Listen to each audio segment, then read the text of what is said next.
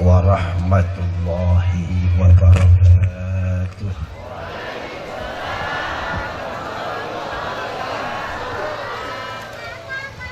Baleni. Assalamualaikum warahmatullahi ta'ala wabarakatuh.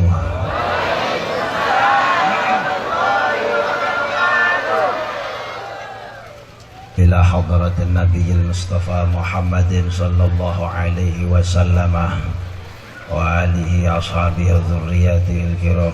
Syaulillahi lahumul fatihah. A'udzu billahi minasyaitonir rajim. Bismillahirrahmanirrahim. Alhamdulillahi rabbil alamin. Arrahmanir rahim. Maliki yaumiddin. Iyyaka na'budu wa iyyaka nasta'in. Ihdinas siratal mustaqim. Shiratal ladzina an'amta 'alaihim ghairil maghdubi 'alaihim waladdallin. Amin. Bismillahirrahmanirrahim. Alhamdulillahi rabbil alamin.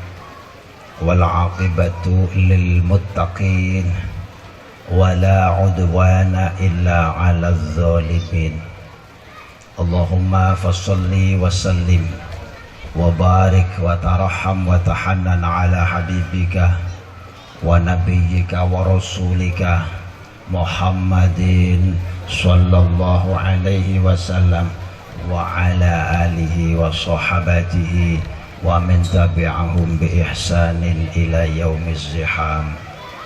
Subhanaka la ilma lana illa ma 'allamtana innaka antal alimul hakim wa tub 'alaina innaka antat tawwabur rahim.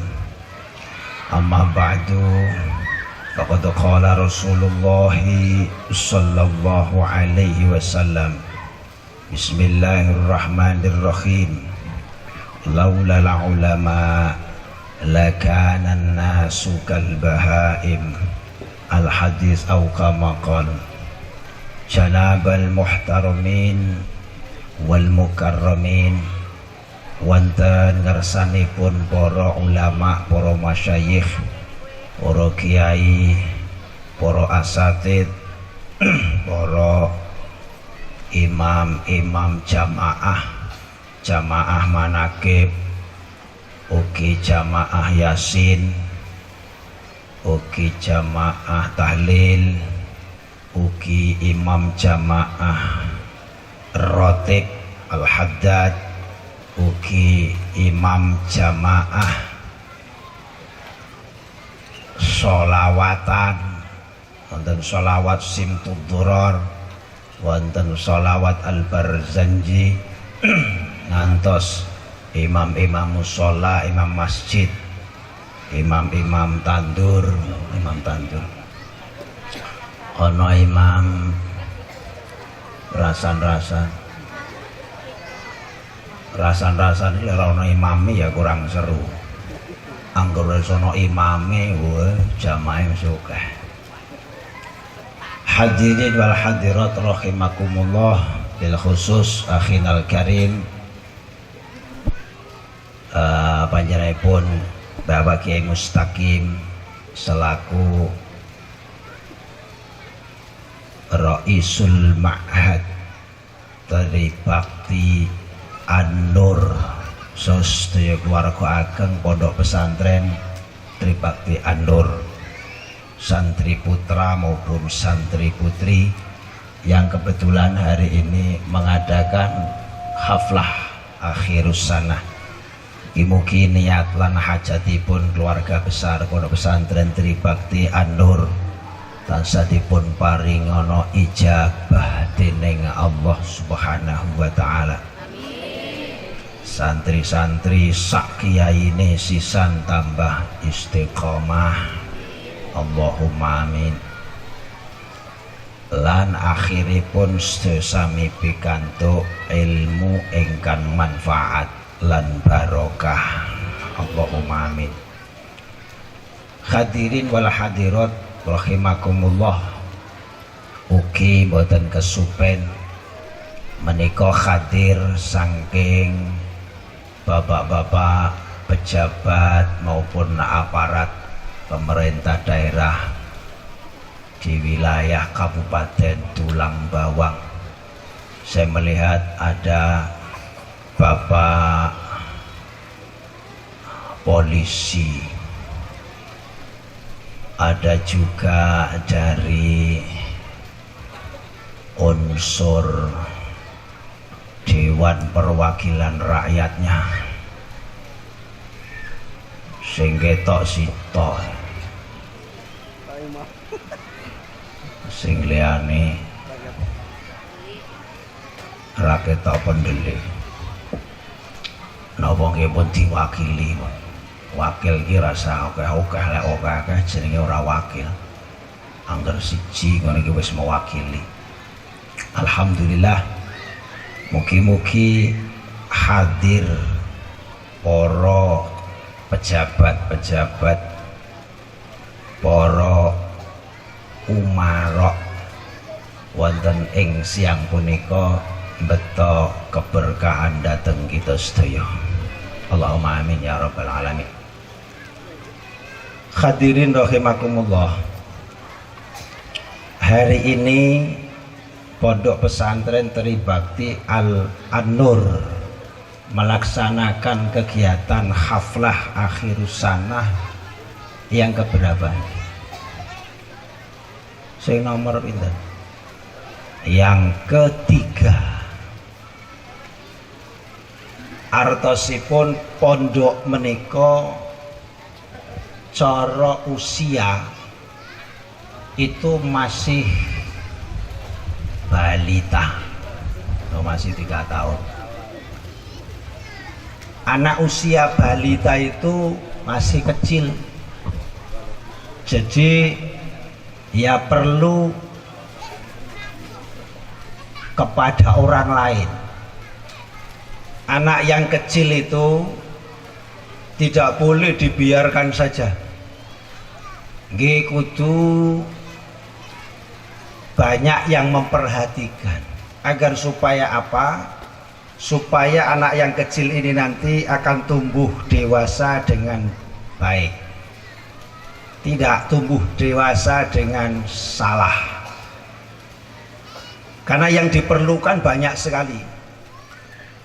Putra ingkang alit niku supaya tumbuh dewasa, paling tidak secara fisik itu ya nutrisinya harus mencukupi. Makanan minuman harus cara wong Jawa ngendika nggih 4 sehat 5 sempurna. Iku sing ngomong wong Jawa apa wong Indonesia? Apa bedane wong Jawa karo wong Indonesia? Perasaku neng di neng Indonesia bagian di mawon wonge ya Jawa-Jawa. Yes, pokoknya kata Pak Dokter harus 4 sehat 5 sempurna.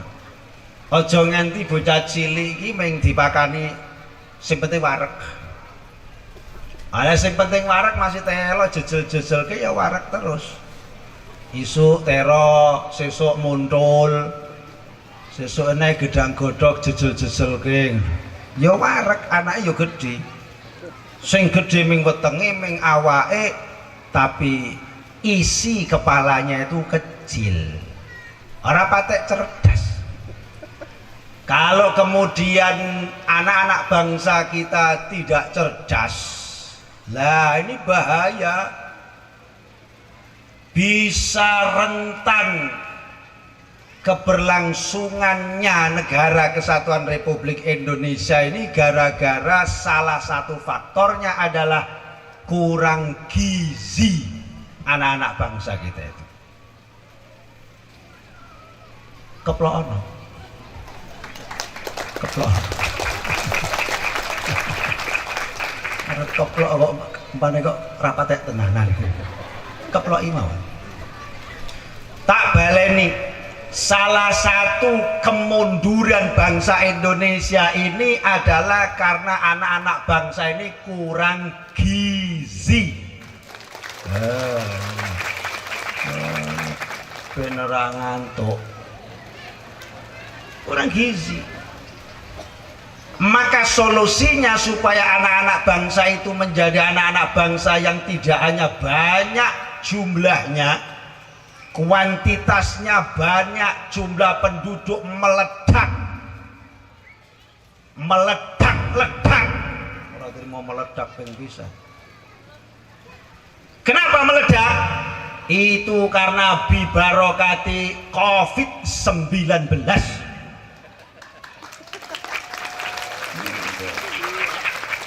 Bagaimana tidak meledak wong bapaknya tidak boleh keluar rumah, ibunya tidak boleh, bukan keluar rumah, keluar kamar saja tidak boleh. Nah ini akhirnya terjadilah ledakan-ledakan di mana-mana. Bagaimana jumlah populasi gonamu menungso tambah akeh, lahiran meneh. Akhirnya anak lanang jenenge Muhammad COVID-19. Saking bingungnya. Ya Allah. Jadi ada satu sisi yang barangkali itu kita lihat bukan nikmat dari Allah Subhanahu wa taala, tapi sesungguhnya Allah sedang mengirimkan nikmat yang luar biasa. Iki kudu disyukuri. Aja mung sepaneng tok. Covid sepaneng. Jere sepaneng, lah kok anake brudul. Lah ini bagaimana? Tidak masalah populasi jumlah umat manusia di mana-mana itu dicegah tambah brudul. Ada kalanya seperti itu.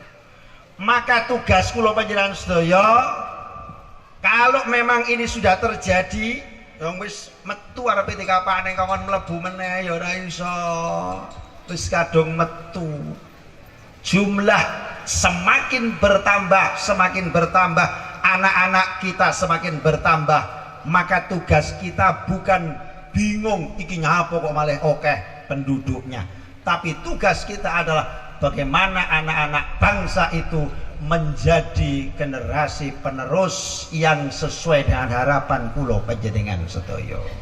Allahumma.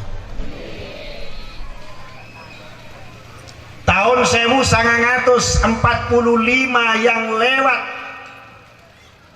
ini bangsa Indonesia sudah mengalami satu kemerdekaan.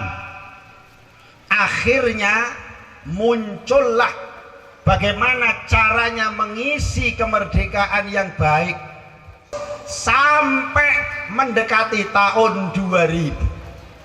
Tahun 1945, tahun 1950, tahun 1980 sampai tahun 1990 itu sudah mulai banyak pondok-pondok pesantren.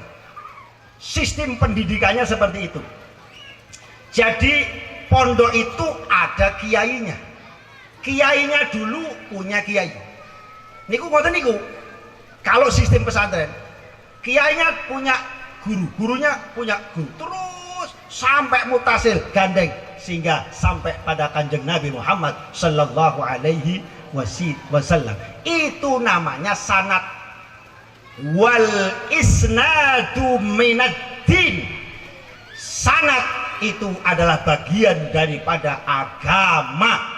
Maka kalau hari ini kita akan belajar agama, kita akan sinau agama, akan mempelajari Al-Quran, akan mempelajari sunnah Rasulullah Sallallahu Alaihi Wasallam.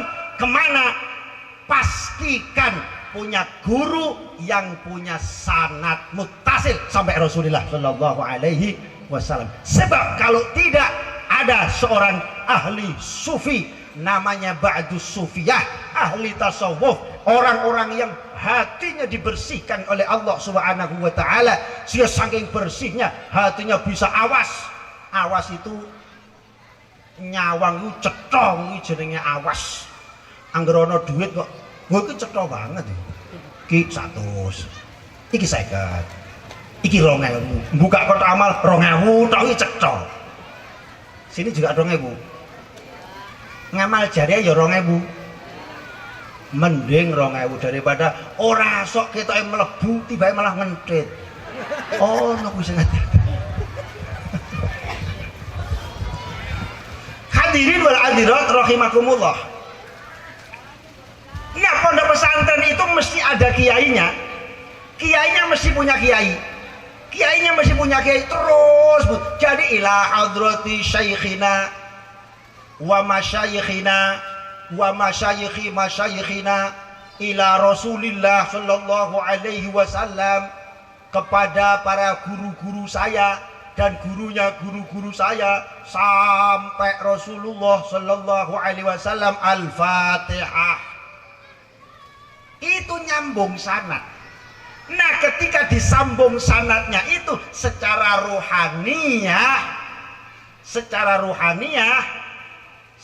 batiniah, maka akan nyambung. Fatihah yang kita lantunkan hari ini akan nyambung kepada guru-guru kita semuanya, sehingga baginda Rasulullah sallallahu alaihi wasallam. Itu yang akhirnya ada namanya faidul barokat, turunnya barokah dari Allah subhanahu wa ta'ala. Senajan santri gak batek cerdas, tapi ini yang diperlukan, yang dipentingkan di tengah-tengah masyarakat kulo panjenengan sedaya. Itu namanya ilmunya manfaat, itu namanya ilmunya barokah. Kenapa bisa begitu? Karena ada faidul barokah, pertolongan lobere barokah sangka dhuwur iki kenekan. Allahumma amin. Pondok pesantren Tribakti An-Nur ingkang dipun asuh panjenenganipun Kiai Mustaqim niku nggih duwe guru. Pak Mustaqim tahu mondok di pondok pesantren namanya Tribakti At-Taqwa, yang diasuh oleh Al-Maghfurlah Simbah Kiai Haji Raden Rahmat Jaya Ulomo. Mbah Jaya Ulomo gada guru namanya Mbah Kiai Haji Abdul Karim Lirboyo Kediri. Mbah Abdul Karim Lirboyo Kediri sami-sami nyantri kalian Mbah Kiai Haji Hashim Asy'ari Pondok Pesantren Tebuireng Jombang Jawa Timur. Di mana? Di Bangkalan, tepatnya di Kiai Khalil Syekhona Khalil Bangkalan. Itu sanad silsilahnya sudah jelas secara nyata. Maka diharapkan ada faidul barokah. Itu salah satunya. Yang kedua, di pesantren dari dulu sampai sekarang, yang pesantren ini masih asli, pakai shot asli, belum terkontaminasi, masih asli. Pesantren-pesantren yang masih menggunakan sistem pendidikan para ulama-ulama salafus soleh, maka pasti di situ ada namanya uswatun hasanah. Bukan hanya mau idhatul hasanah, diberikan ceramah, iki carane ngene, iki ngene maksudnya. Bukan hanya itu saja. Ayo apalan, tadarus. Bukan hanya disuruh berhafal, bukan hanya disuruh untuk memahami Al-Quran dan hadis-hadis Rasulullah, juga kitab-kitab kuning yang lainnya. Tetapi di dalam pesantren ada namanya uswah hasanah, suri tauladan dari guru-guru dan dari para kiai-kiai yang ada di pesantren itu. Nah, makanya ini akan lestari terus. Bagaimana kita berilmu dan bagaimana mengamalkan ilmu yang sudah kita peroleh dari para guru-guru kula panjenengan sedaya. Itu adanya adalah di dalam pondok-pondok pesantren yang masih murni. Maka sejak itulah para kiai-kiai di dalam mengisi kemerdekaan ini berlomba-lomba mendidik para santri-santrinya yang datang dari jauh mukim di situ. Akhirnya dibikinkan asrama geribik, ndak ada temboknya, ndak ada keramiknya, wis pokoknya temboknya yo gedek atau menggunakan papan, kadang-kadang yo bolong-bolong barang. Itu zaman dulu. Ini tidak penting, yang penting bagaimana santri itu dididik. Setelah santri itu dididik, maka santri itu akan memiliki ketinggian akhlak. Bukan hanya diberikan pendidikan secara ilmiah, namanya ta'lim. Ditaklim. Yang belum bisa ki piye carane maca bisa, iki bahasa Arab paham, itu namanya taklim. Diwarai ngaji supaya pinter, akalnya bertambah, ilmunya, itu namanya taklim. Itu diajarkan di pesantren. Nah yang kedua, yang barangkali ini menjadi khususiyah, menjadi kekhususan di dalam lembaga pendidikan pondok pesantren adalah bagaimana di sana ada namanya uswah hasanah, suri tauladan. Langsung kiainya mengajarkan, carane wudu ngene dipraktekke, diawasi sampe wudune wis bener apa durung, nek umbah wis bener apa durung, membersihkan kotoran yang najis sudah betul apakah belum, itu diawasi. Kemudian diberi contoh, contohnya kalau sholat begini, contohnya kalau membaca Al-Quran begini, contohnya kalau sedang dipanggil orang tua, lek dalem kondi saking mriko wis maem apa durung, alhamdulillah dereng blas, iso basa. Kita hormat kepada kedua orang tua, tutur kata kita baik, itu hasil daripada tarbiyah. Jadi kalau dipondokkan itu harapannya pinter juga didapatkan, akhlak yang mulia juga didapatkan. Allahumma. Itu mulai tahun 1945 sampai 1970-an sampai 80-an. Niki searang-arang. Mungkin Tulang Bawang ini belum ada pesantren. Wong Tulang Bawang saja belum ada. Adanya masih Lampung Utara, Lampung Tengah, sama Lampung Selatan. Tulang Bawang belum ada. Apalagi Tulang Bawang Barat, wala belum ada sama sekali. Barangkali pondok belum masuk wilayah kita, tapi pesantren-pesantren yang ada di provinsi Lampung itu bisa dihitung dengan jari kita. Hanya di sana, hanya di sana, hanya di sana. Sehingga kula jenengan sedaya niku banyak yang belum mengenal pendidikan ala pondok pesantren. Masih sedikit sekali orang tua yang memondokkan di pesantren terhadap anak-anaknya. Kenapa? Saking longkone pondok pesantren, arang-arang. Tapi nuwun sewu Bapak Ibu, arang-arang pondok pesantren, mung ketika ada pondok pesantren ndak usah ragu-ragu, masukkan anak-anak kita ke pesantren itu, maka pulang akan menjadi generasi yang sesuai harapan kula panjenengan sedaya, balik bisa menjadi pemimpin tahlil di masyarakat masing-masing, balik dari pondok bisa menjadi imam manakiban di tengah-tengah masyarakat kula panjenengan sedaya, pulang dari pesantren bisa memimpin yasinan, bisa memimpin ziarah kubur di daerah kula panjenengan sedaya. Pulang dari pondok pesantren langsung nek ndonga kuwi menggunakan Allahumma, nek subuhan ya ndonga Allahumma hdina, kadang-kadang Allahumma hdini, nek pas dadi imam Allahumma hdina, kalau pas sendiri Allahumma hdini. Kenapa? Karena sedikit pesantren tapi kemurnian pesantren bisa dijamin bahwa pesantren pasti produk Nahdlatul Ulama. Tidak usah ragu-ragu. Begitu tahun 80-an ke sini, 90, 2000, bahkan sampai hari ini 2022, di mana-mana muncul pondok-pondok. Bukan hanya pondok pesantren, kadang-kadang pondok bersalin, kadang-kadang pondok santap, yang terakhir kadang-kadang pondok Sondoloyo. Wong jenenge wae pondok. Loh, pondok kok remeng-remeng lho. Pondok Remang-Remang. Pondok Sontoloyo tuh kan. Sampean tahu nggak Sontoloyo itu apa? Sontoloyo itu biasanya kalau di desa penjenengan ada orang yang ngingu bebek. Ini bebek. Bebeknya kuat ah. Wek. Bebek ku angel diatur. Ora usah diatur bebek wae ana panganan, anggere wareg meneng deh. Anggere dikongkon ngono wis pangga wek wong bebek. Pokoknya kok bebek wedok. Wah.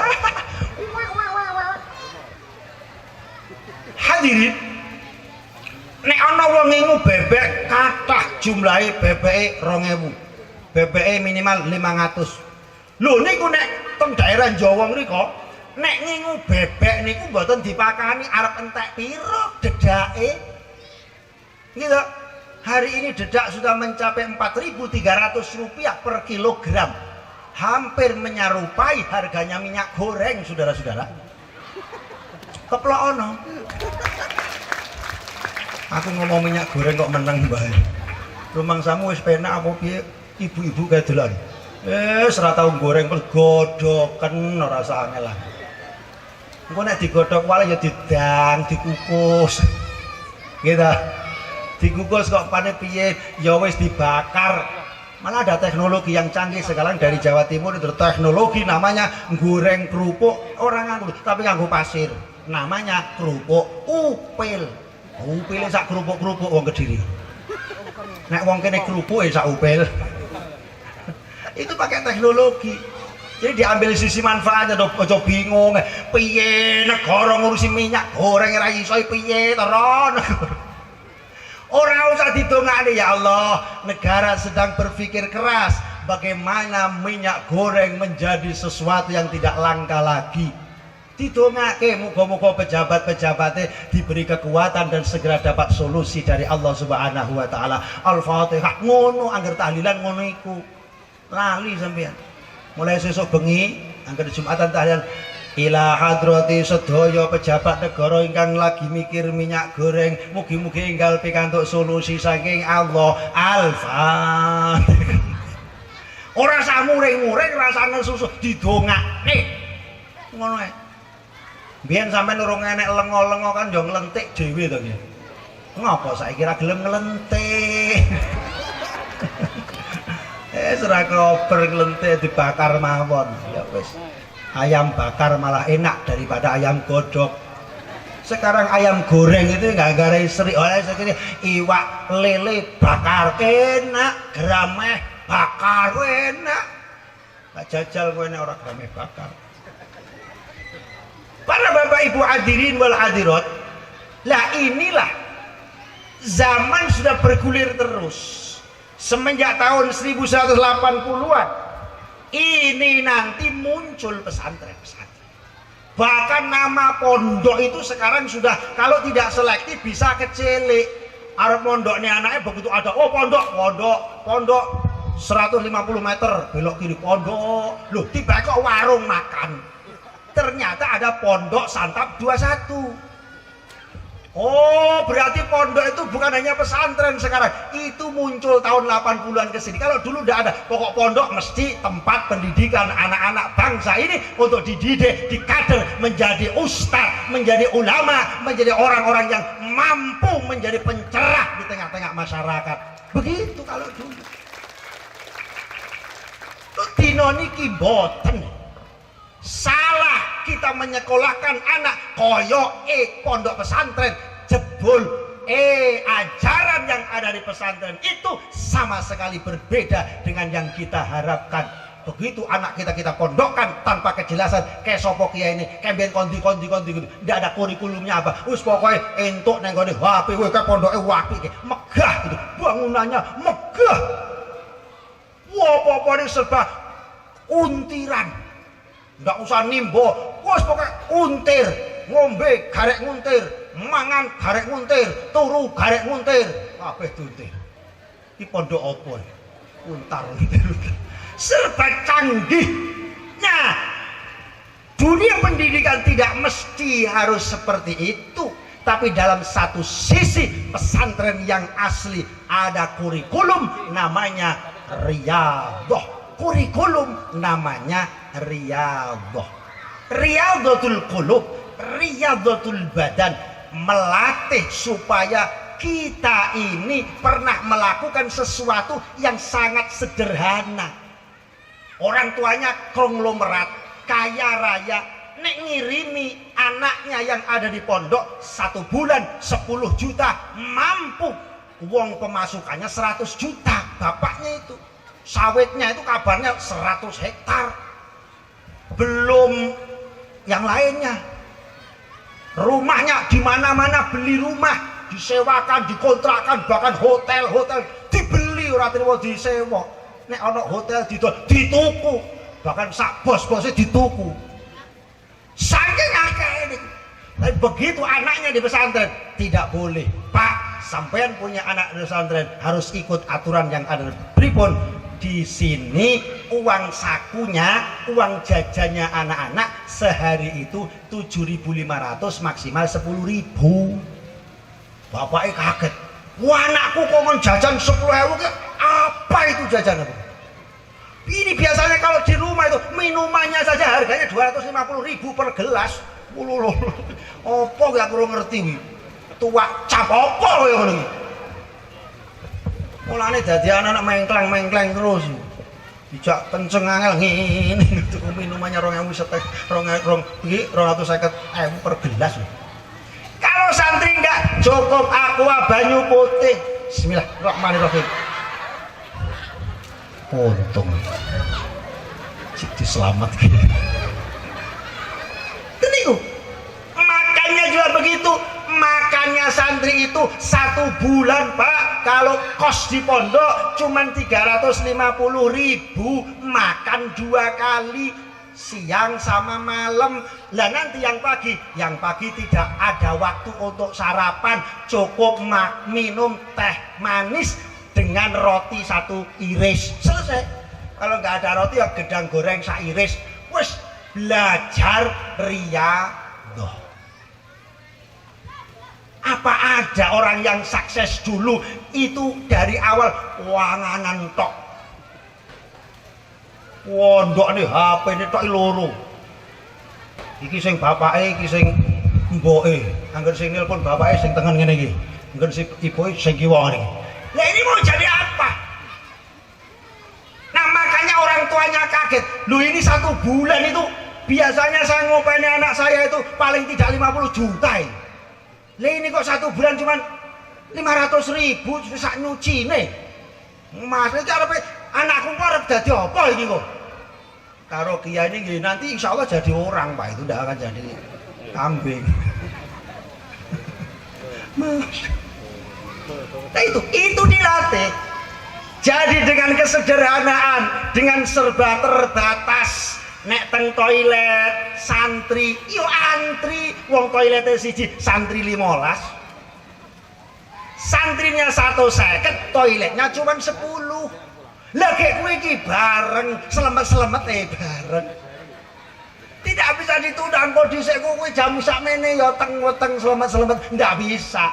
Begitu sudah habis makan, makannya juga bareng, yang dimakan juga sama, kalau pedes ya pedes semua. Kalau sayur ya sayur semua, podo, ndak dibeda-bedakan.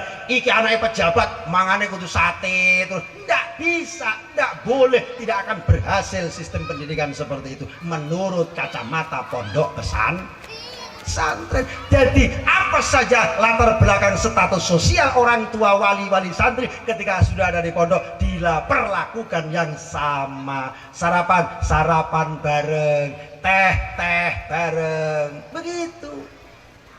Maka dia nanti akan merasakan dalam tarbiyahnya itu namanya sistem riyadhah, dilatih supaya nafsu-nafsu yang sangat besar ini bisa terlatih. Akhirnya nafsu itu bisa kita kendalikan, tidak sebaliknya kita yang diremot, kita yang dikendalikan oleh hawa nafsu dan keinginan. Mboten kaya ngoten. Inilah salah satu khususiyah yang ada di pesantren, itu yang menjadi tolak ukur keberhasilan anak-anak di pesantren, karena banyak dilatih untuk riyadhah. Kamu puasa, padahal bukan karena tidak ada, makan sehari 5 kali bisa ini. Tapi jangan kau makan cuman 2 kali buka sama sahur. Kamu puasa 40 dino. Lah sing santri situ kamu ndak usah puasa. Lah ngapa kamu kalau puasa nggak kuat sekolah kamu? Sudah nggak usah puasa, tapi ini hafalan 1 hari 12 nadom. Wah, akhirnya mangan semangat tapi apalannya yo cepet.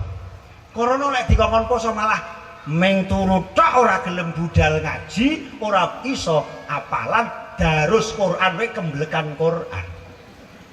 Bolak-balik kemblekan Quran, ngantuk terus. Ya sudah, kamu nggak bakat puasa. Sudah, kamu makan biasa, tapi kalau malam kamu sholat hajat, kamu sholat tahajud. Ini yang kamu baca. Lu begitu sistem pendidikan di pondok-pondok pesantren. Ki suaramu apa? Ya sudah, tak belikan terbang rebana. Saya bikin grup rebana Al Amin, grup rebana An-Nur, grup rebana Al Opo ngono wis terserah. Angger enek alim mesti bahasa Arab Al Opo. Untuk apa? Untuk memberikan semangat, dan ini nanti bisa aspirasinya itu bisa disalurkan ke sana karena punya bakat. Oh, kamu bakatnya bagus suaranya, maka kamu nanti jadi vokalis, baca sholawat.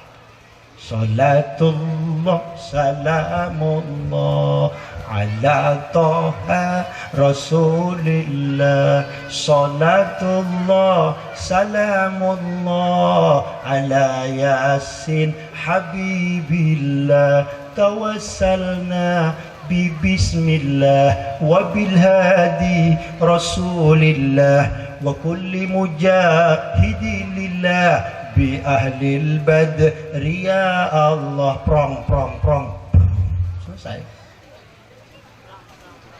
Yang bakat apa itu nanti disalurkan. Ini namanya tarbiyah. Sistem riyadhah masih ada.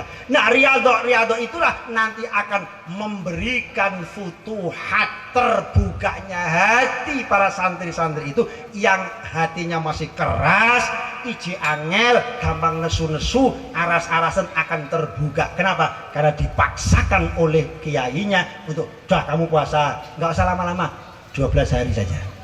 Kok 12 hari masih kurang, tambahin lagi ya, 1 minggu lagi.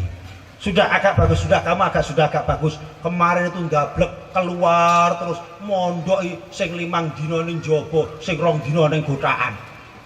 Ora tau enek ning godaan apa? Dah kamu puasa. Jarine kiai, kowe engko nek tak kono poso mesti lemes. Nek lemes ora wani metu-metu. Sebab lek metu kowe geblak ning dalan. Akhire ning pondok terus. Itu trik dan caranya kiai mendidik sesuai dengan karakter yang ada di dalam pesantren. Anak-anaknya tidak sama. Yang ketiga, di dalam pondok pesantren ada taklim yang sehingga akal pikirannya menjadi cerdas, diwarai hafalan sampai hafal 30 juz. Alhamdulillah, bapak-bapak dan ibu sekalian ingkang dereng mangertos bahwa pesantren An-Nur ini adalah salah satu pesantren yang bunyainya itu hafidhah, bunyainya itu apal Al-Qur'an. Kalau Pak Yainya apal ya Al-Qur'an, apal.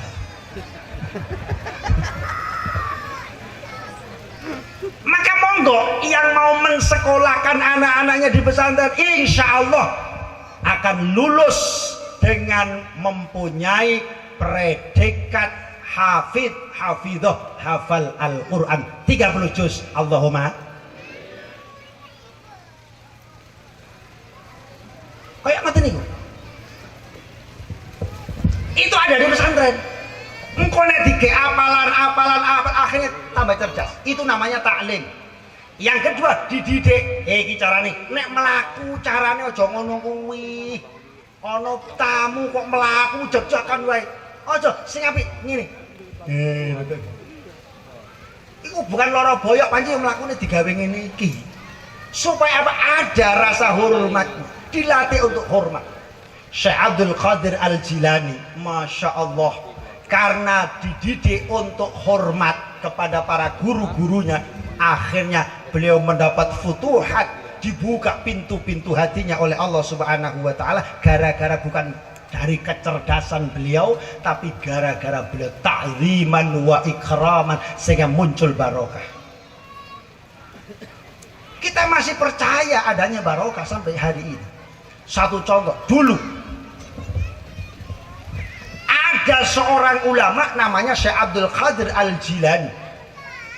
Niki sangat taat, sangat takzim. Akhirnya apa? Beliau itu punya teman, namanya temannya itu Ibnu Sako. Koncone Ibnu, orang yang sangat al-alama, alim sekali, alim banget, pintar cerdas. Lah, saat ketika Syekh Abdul Qadir Al-Jailani itu ngajak satu temannya namanya Ibnu Sako, yang satu lagi namanya Ibnu Abi Isrun. Iku koncone podo-podo ngalime. Tapi yang paling cerdas orang tiga itu yang muncul kecerdasannya, ahli fikih, pinter banget. Itu namanya Ibnu Sako.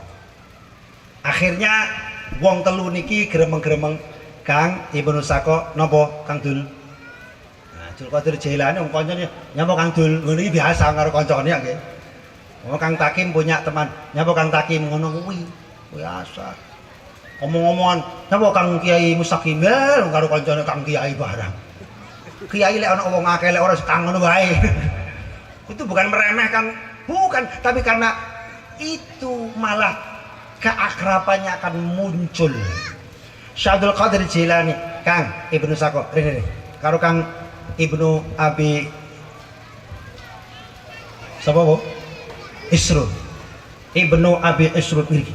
Kamu Kang Dul. Ayo saiki awake dhewe ziarah. Jam 4 punjul sak jam. Ojo dikeploki, malah balik aku. Pon iki gare 5 menit pas jam 5 selesai. Dipasnya jam 5 lah. Gua niku pun salat Allah urung iji. Ngasar. Nggih. Pokoke jam 5 rampung. Ibnu Sako dan Ibnu Abi Isrun koncone Syekh Abdul Qadir Al-Jilani. Iya kan? Apa? Saya hari ini mendapat kabar bahwa di Baghdad sebelah sana ini ada ulama besar termasuk wali Ghaus hari ini. Terus ayo saiki berangkat rono silaturahim. Sepakat. Ibnu Sako, Ibnu Abi Isrun, Syekh Abdul Qadir Al-Jilani.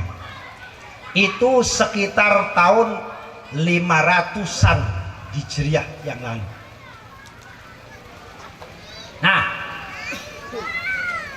begitu sepakat akhirnya berangkat. Wong telu niku berangkat.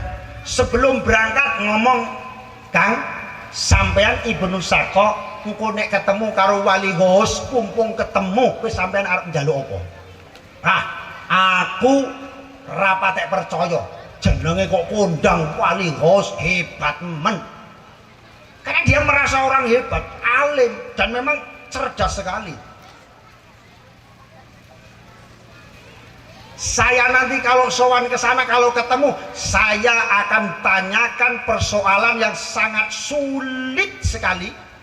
Jadi aku wis ngerti, tapi saya ingin ngetes kiai kayak tenan apa ora. Apa kiai abal-abal, kayak pesantren kayak tenan apa ora. Jangan-jangan pesantren abal-abal, mung labelnya saja pesantren, tapi begitu saya masukkan anak-anak saya di sana, ternyata tidak ada barokah, tidak ada riyadhah, tidak ada tahlilan, tidak ada yasinan, tidak ada kunut, kabeh berubah.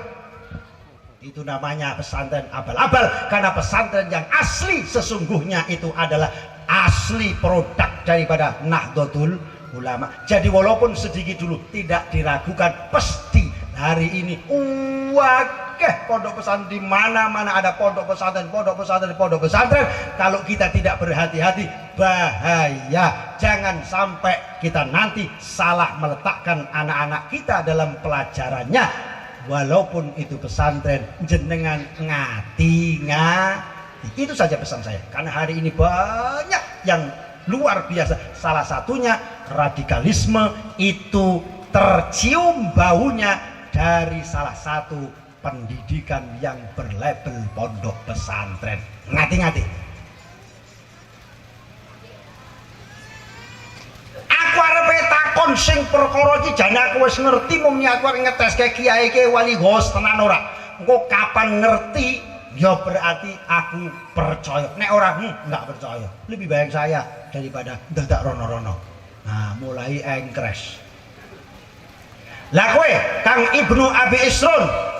Nah, nek kula mumpung kepanggih piantun agung wali gos mboten kula sia-siakan, akan saya pergunakan waktu sowan silaturahim saya. Saya ini sedang ada persoalan fikihiyah yang muskil, kula niku mboten ngerti jawabanipun, mangke badhe kula aturaken, kula tangletaken nalipate sowan dhateng Kiai Wali Ghaus sing nomor 2.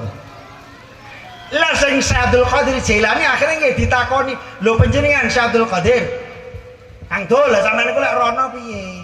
Arep takon apa?" "Alah, aku rono ki sing penting iso sowan, iso ketemu karo Mbah Yai Wali Ghaus. Aku ora arep takon apa-apa, ya ora njaluk apa-apa, mung siji aku arepe nyadong barokah dongane Wali Ghaus." Hanya begitu. Jadi wong telu padha ngalime, padha pintere sowan tenggene Kiai Wali Ghaus, niate beda-beda. Wah ini tenang. Sampailah di tempat Wali Ghaus. Beliau bertiga ngetok-ngetok pintu. "Assalamualaikum." Langsung "Waalaikumsalam, monggo-monggo pinarak." Barangkali seperti itulah. Akhirnya Mbah Yai Wali Ghaus iki gak metu-metu. Iki wis salam tapi kok ora dang-dang metu ki jane penasaran. Khususnya Ibnu Sakut jane wali tenan apa duduk ora dang-dang metu. Ora ngerti sing teko ki min badil auliya, batine Wali Ghaus. Batine sampai ku jenenge Ibnu Sakut. Akhirnya kira-kira 10 menit Wali Ghaus menjagonginya. Nemoni tamune. "Oh, assalamualaikum." "Waalaikumsalam." Langsung Pak Wali Ghaus niku langsung nunjuk hidung. Sing ditunjuk ya ora irunge ya ora. "Kamu namanya Ibnu Sakok." "Ya toh?" "Nggih." "Durung ngomong apa-apa iku." "Sampean bertiga mau silaturahim ke tempat saya?" "Nggih." "Ibnu Sakok, kamu akan bertanya masalah ini, begini. Ini jawabannya kan begini. Itu di kitab ini. Yang ngarang namanya musonefnya ini. Halaman sekian. Bukaan. Bener apa ora?" "Nggih."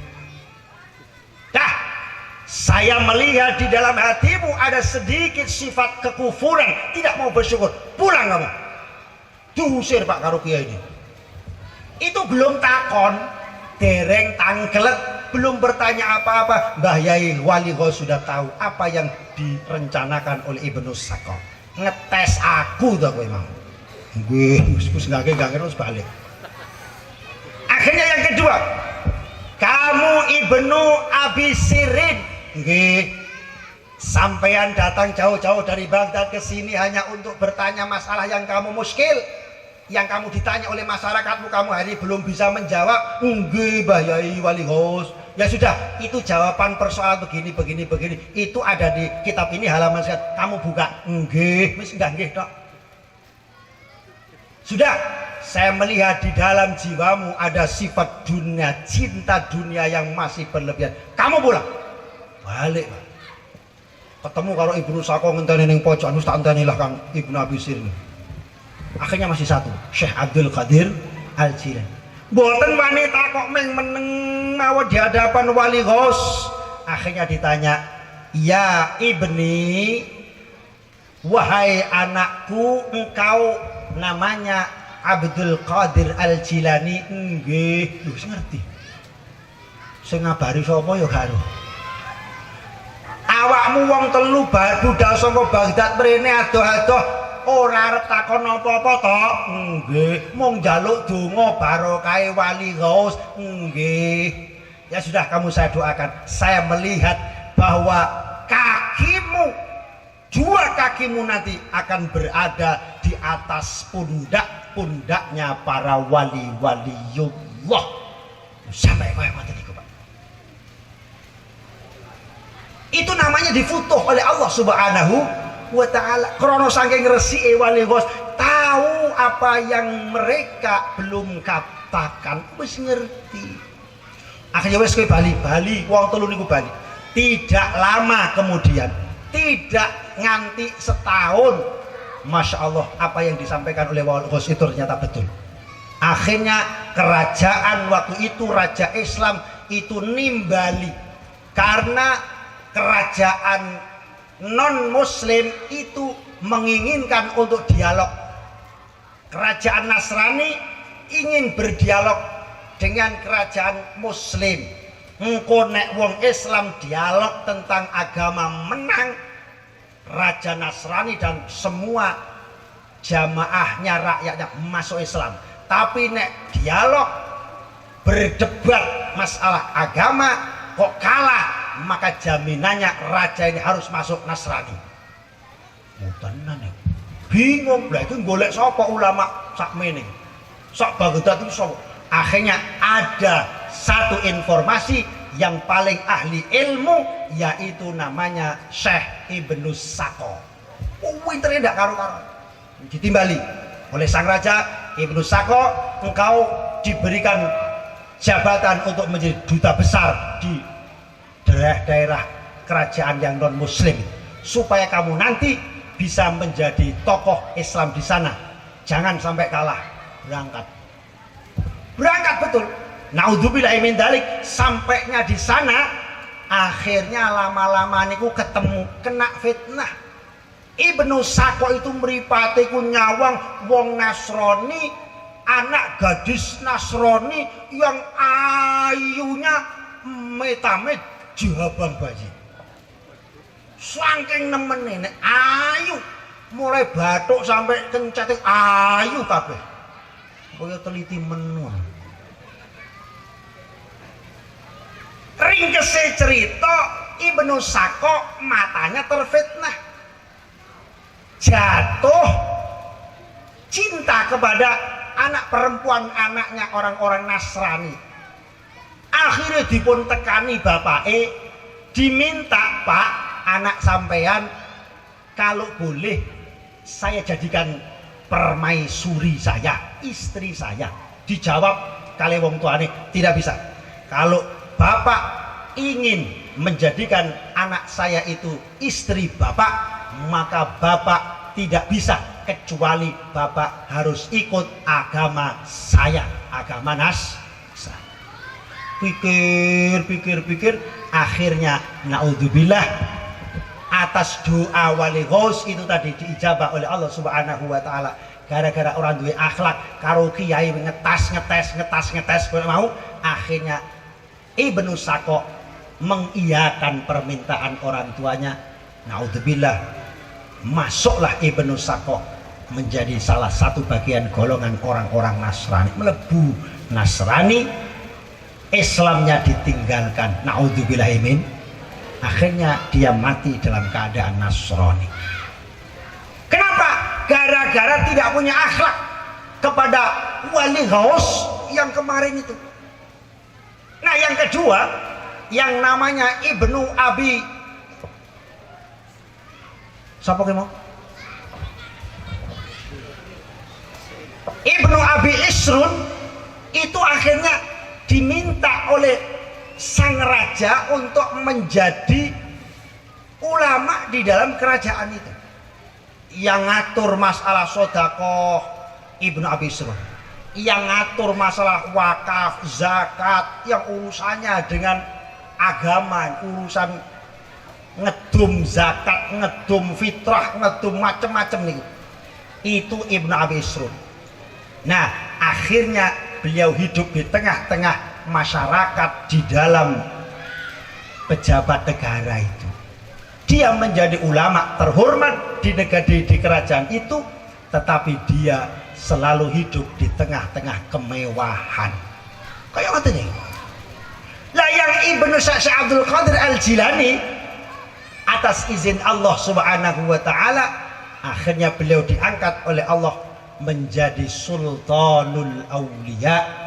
Beliau naik pangkatnya menjadi pimpinan para wali-wali Allah Subhanahu wa taala, sehingga digambarkan dua kakimu Syekh Abdul Qadir Jilani akan berada di pundak-pundaknya para wali-wali Allah Subhanahu wa taala. Kenapa?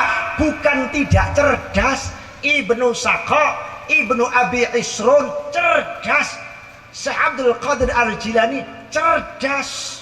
Tetapi Syekh Abdul Qadir Jilani datang kepada Wali Ghaus bukan untuk minta, bukan untuk bertanya, bukan untuk ngetes, tapi hanya mengharapkan doa barokah dari Wali Ghaus. Nah, saya ingin sampaikan pesan bahwa pesantren itu di samping taklim, di samping tarbiyah, di samping riyadhah, maka di pesantren ada namanya barokah. Sak bodoh-bodohnya santri kok untuk barokah ilmu, insya Allah kau nanti pulang di tempat kelahiranmu, di masyarakatmu akan diterima oleh masyarakatmu, akan dibutuhkan tenaga dan pikiranmu. Minimal nek ono pitik dibelah kowe engko mesti diundang, kongkon ngimami tahlilan, kongkon ngimami manakiban wong santri. Mosok ngimami tahlil ora teko nggon ila hadrati sapa meneh.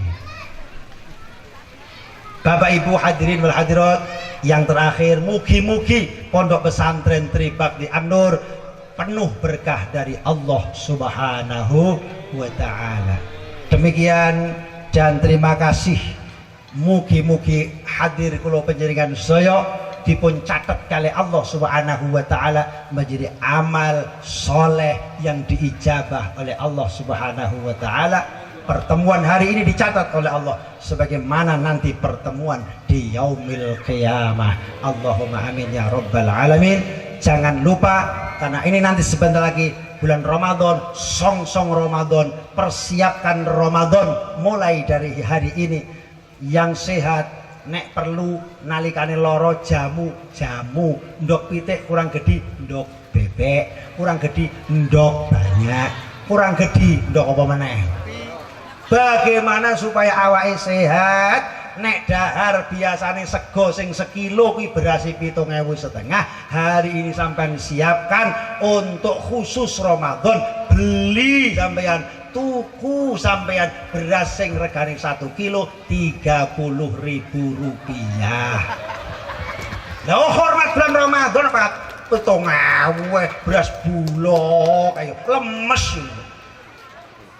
Kalau biasanya tuh sayurnya terong, kates, tewel, bulan Ramadan kita tingkatkan minimal lele, jok, begitu. Ramadan kok.